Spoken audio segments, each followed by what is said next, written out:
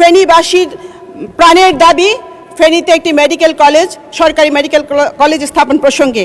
মাননীয় স্পিকার, ভৌগোলিক কারণে ফেনী জেলা অত্যন্ত গুরুত্বপূর্ণ জেলা।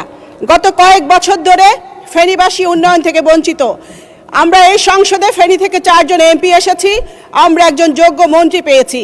আমাদের 4 জন এমপির প্রাণের দাবি, আমাদের ফেনীর গণমানুষের দাবি, ফেনীতে একটি সরকারি মেডিকেল কলেজ প্রতিষ্ঠা করতে হবে।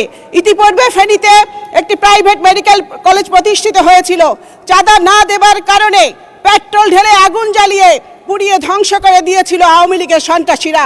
আওয়ামী লীগ প্রতিষ্ঠা করতে জানে না, আওয়ামী লীগ শুধু ধ্বংস করতে জানে, কিন্তু বিএনপি গড়তে জানে। মাননীয় প্রধানমন্ত্রী 2026 সালের 25শে জানুয়ারি ফেনী সরকারি কলেজের মাঠে একটি নির্বাচনী সভায় অঙ্গীকার করেছিলেন তিনি ফেনী মেডিকেল কলেজ স্থাপন করবেন।